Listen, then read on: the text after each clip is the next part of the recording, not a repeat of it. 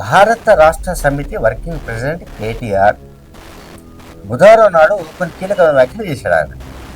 ఆయన చేసే కీలకమైన వ్యాఖ్యలు ఏంటంటే, తెలుగు సినిమాలు పాన్ ఇండియాలో ఒక ఊపుతున్నప్పుడు, అంటే మొత్తంగా దేశవ్యాప్తంగా pan India in the sense, India అంటే ఏమిటి, భారత్ అంట, పాన్ ఇండియా అంటే మహాభారత్ అంటే మొత్తం దేశవ్యాప్తంగా.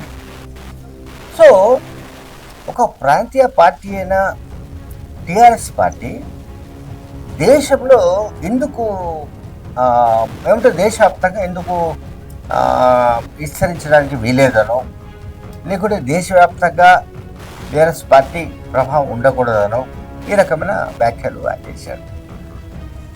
సో ఇప్పుడు నేను అడిగేది ఏంటంటే, లేదా నాకు వచ్చిన ఆలోచన అంటే, టిఆర్ఎస్ పార్టీగా ఇప్పుడు లేదు. 2018 ఎన్నికల తర్వాత భారత రాష్ట్ర సమితి అని పెట్టినప్పటికీ కూడా మహారాష్ట్రలోనూ, ఆంధ్రప్రదేశ్లోనూ, లేకపోతే కర్ణాటకలోనూ, లేకపోతే ఢిల్లీలోనూ కార్యాలయాలు పెట్టి, ఇన్ఛార్జీలు పెట్టి, అక్కడ ఆఫీసులు పెట్టి ఏదో యాక్టివిటీ చేసినంత మాత్రాన ఎప్పుడైతే తెలంగాణలో 2023 ఓడిపోయారో వాళ్ళు ఈ జాతీయ పార్టీ అనే వ్యవహారాన్ని నుంచి దాదాపు దూరం అయిపోయారు. దాని గురించి ఊసెత్తిన దాఖలాలు మనకు కనిపించట్లేదు. ఇప్పుడు తాజాగా మళ్ళీ కేటీఆర్ చెప్తుంది ఏమిటంటే, నెక్స్ట్ వచ్చే దశాబ్దం అంతా కూడా మనదే అంటున్నాడు. అంటే ప్రాంతీయ పార్టీదే అంటున్నాడు, టీఆర్ఎస్దే అంటున్నాడు, బీఆర్ఎస్దే అంటున్నాడు. సో ఇది ఒక డైమెన్షన్.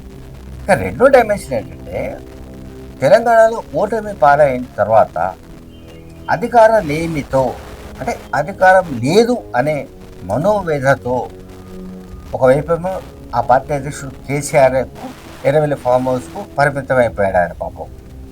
ఓకే, ఇక్కడ మనకు గ్రౌండ్లో అంటే తెలంగాణ క్షేత్రస్థాయిలో బాబామతులు కేటీఆర్, హరీష్ రావు, వీళ్ళు రేవంత్ రెడ్డి ప్రభుత్వం పైన ప్రతిరోజు నిప్పులు కక్కడం, విమర్శలు చేయడం, ఉన్నవి లేనివని పోగు చేసి నిందలు వేయడం, ఇవి కొనసాగుతుంది.